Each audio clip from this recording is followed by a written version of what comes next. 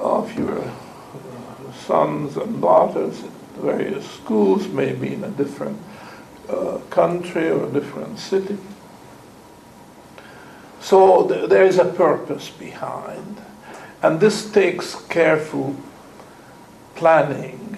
It cannot be haphazard, because then there are losses accumulating and it becomes very, very inefficient. But the problem is how to do it most efficiently, hoarding. Now, then the problem arises, okay, what will you hoard? Now, just as Menger explains in The Origin of Money, that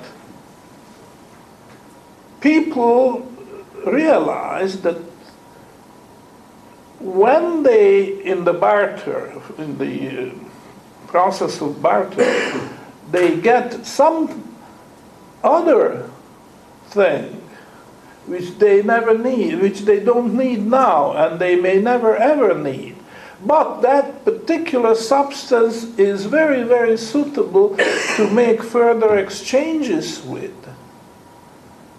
Then you can reduce your losses to an absolute minimum.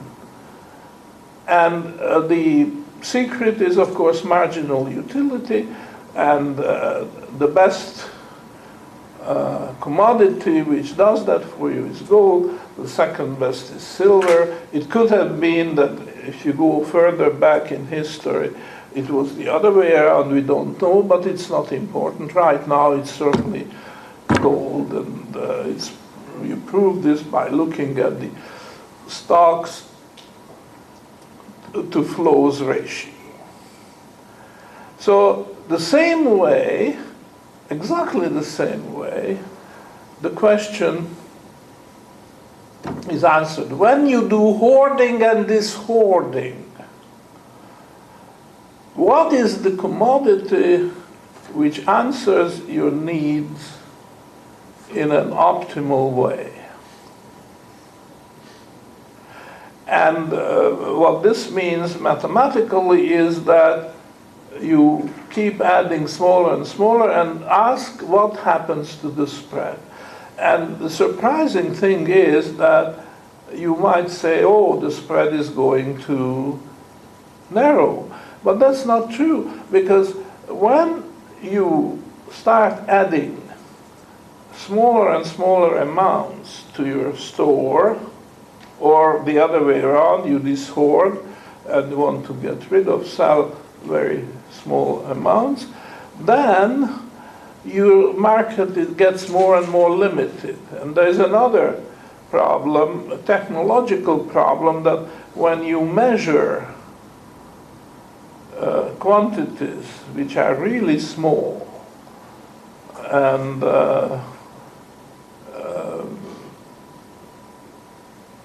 you have to go to the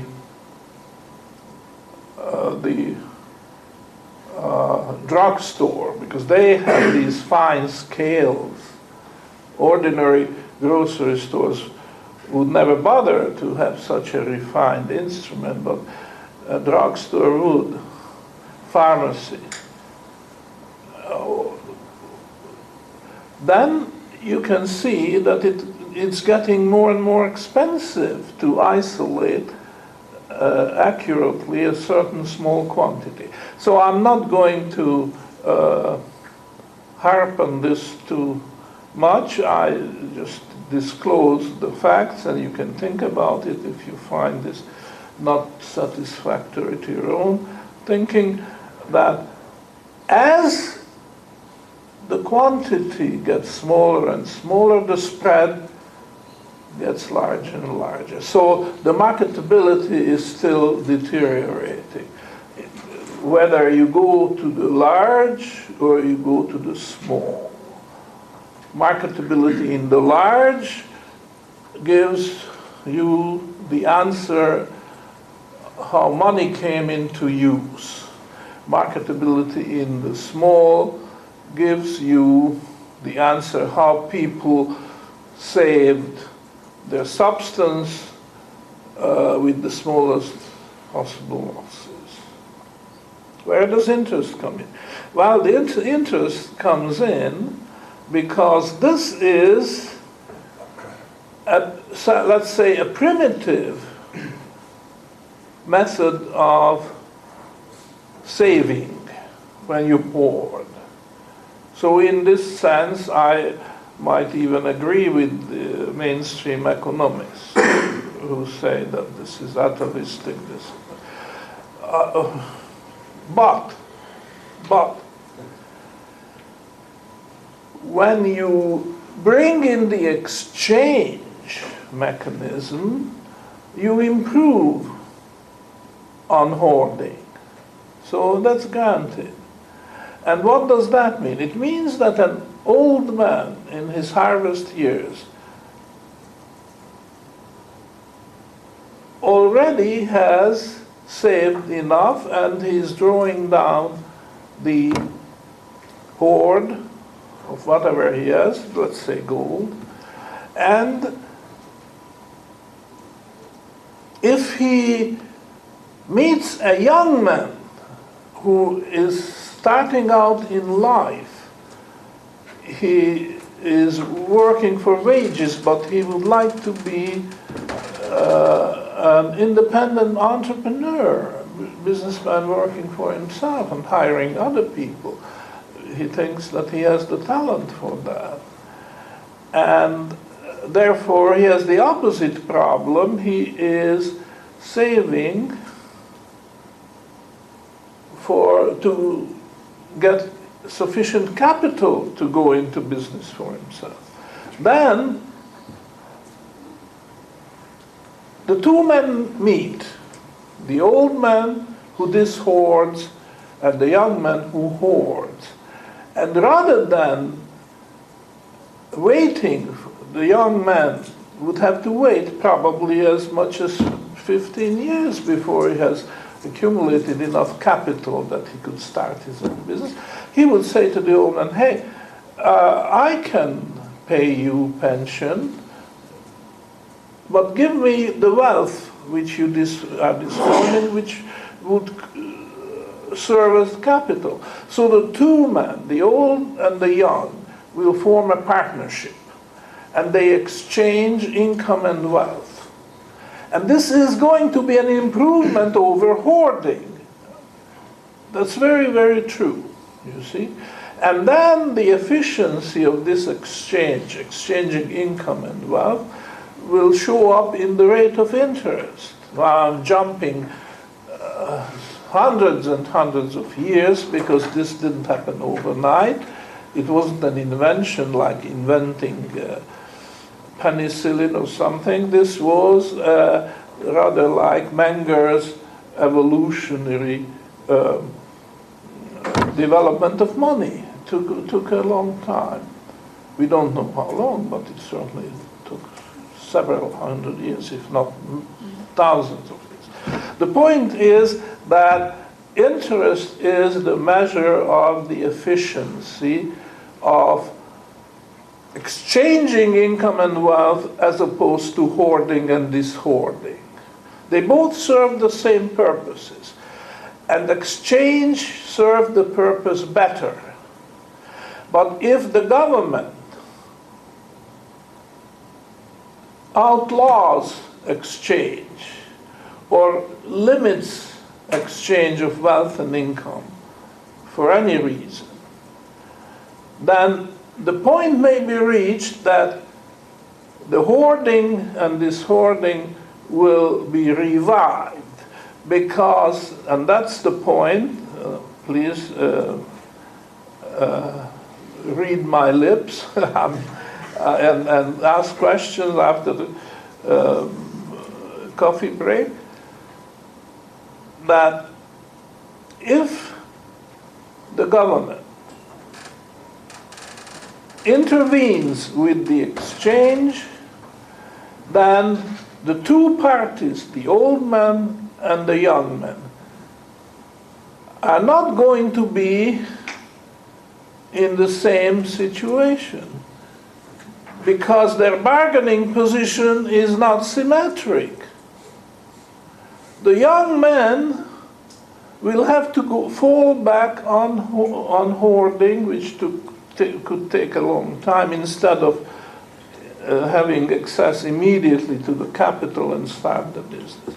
But the old man could say, well, I'm not going to make the exchange because I have this hoard of pile of gold, and I'm going to pay myself a pension, so to speak, by getting pieces, bits and pieces of gold, and just sell as much as I need to keep body and soul together.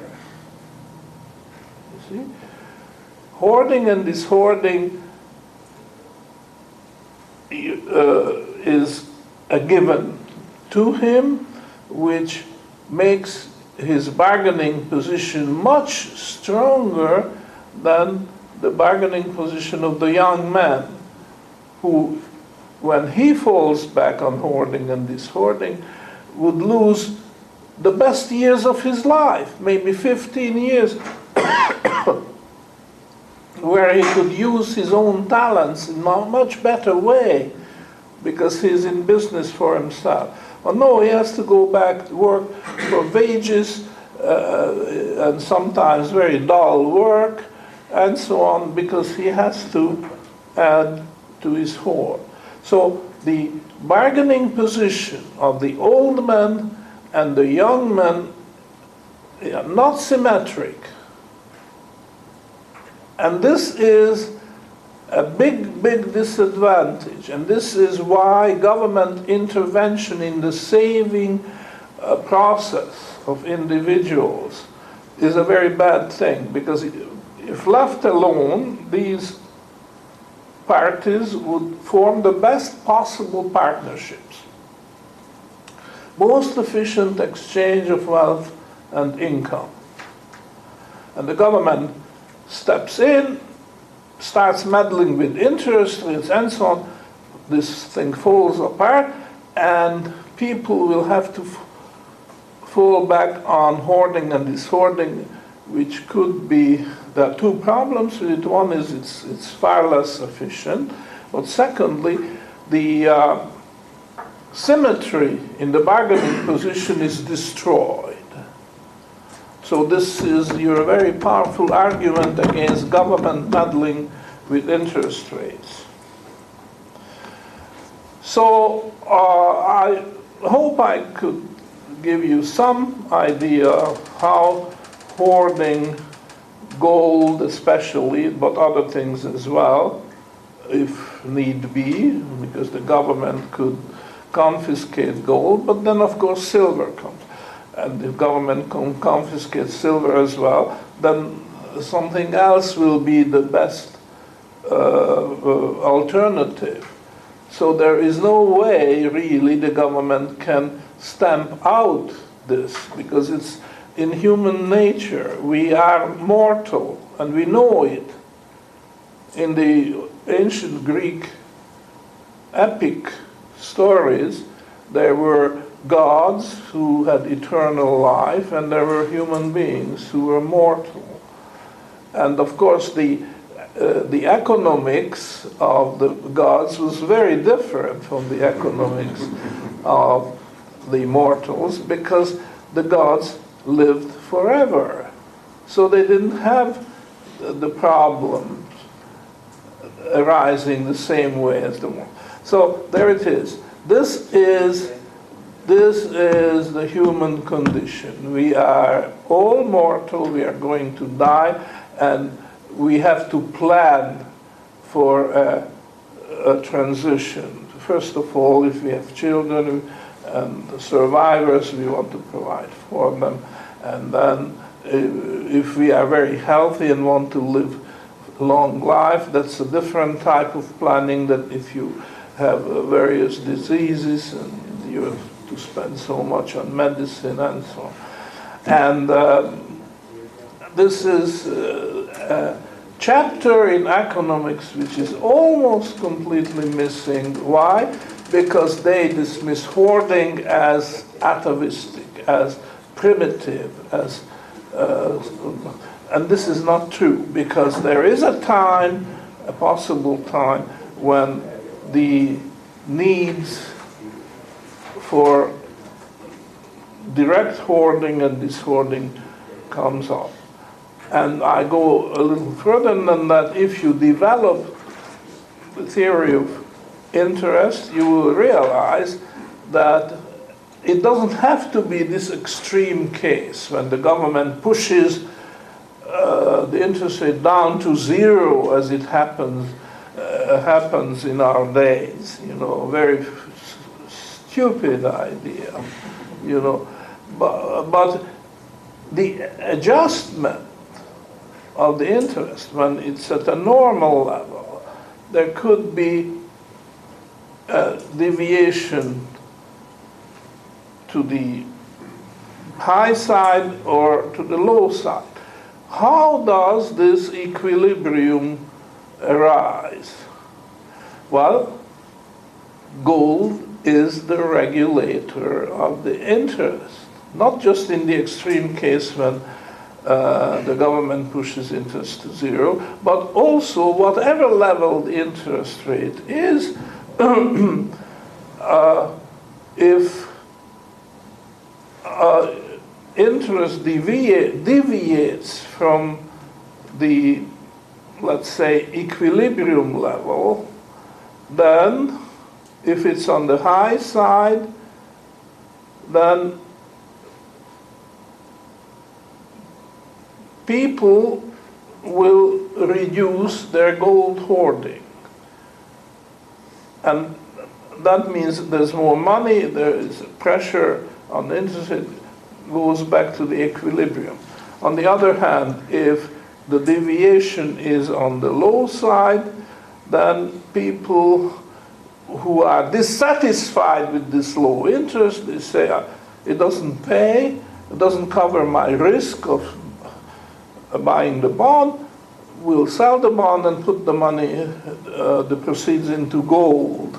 And that has the opposite effect. So this arbitrage, using the technical word, arbitrage between the gold market and the bond market, this is just a simplification, but it captures the idea very well. This arbitrage between the gold market and the bond market will come up with the right rate of interest, which is the most advantageous to all society. Doesn't overpay and doesn't underpay, but it is just the right thing. So this is what you can say about in an hour, which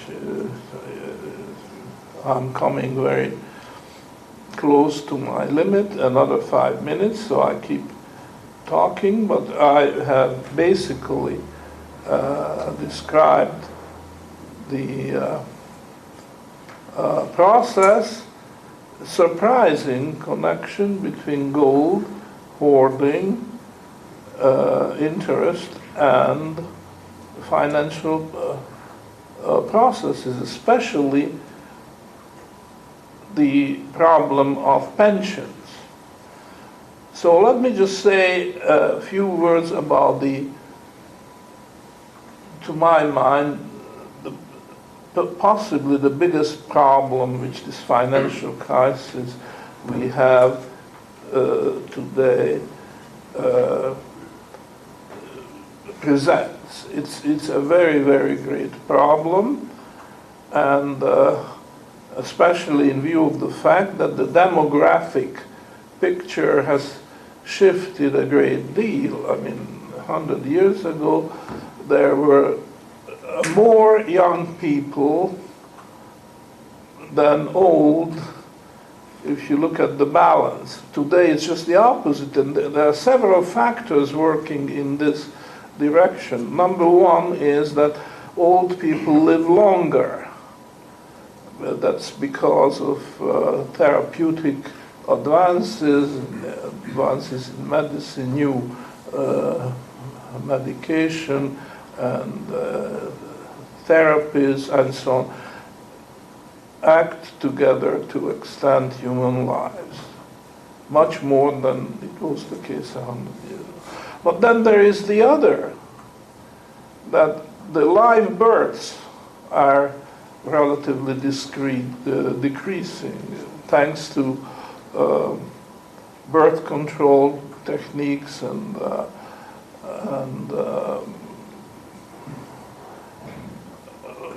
just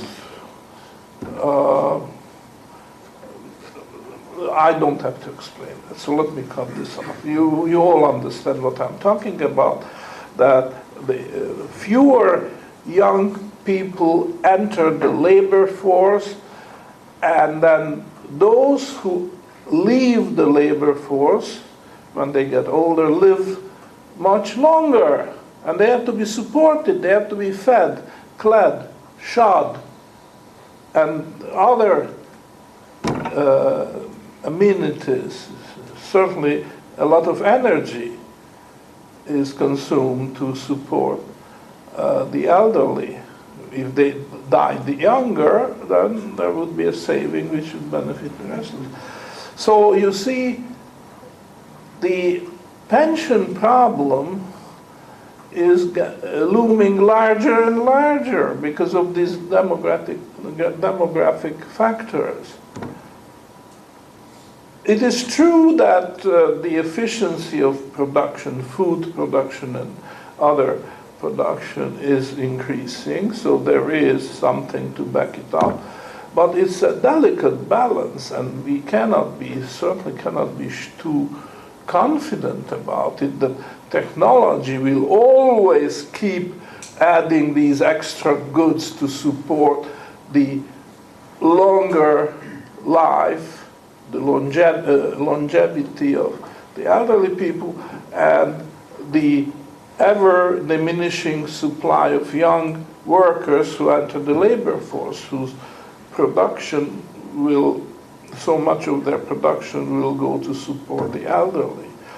So this is a problem. Now, what the government does is exactly the wrong thing. What they do is they took a reasonable pension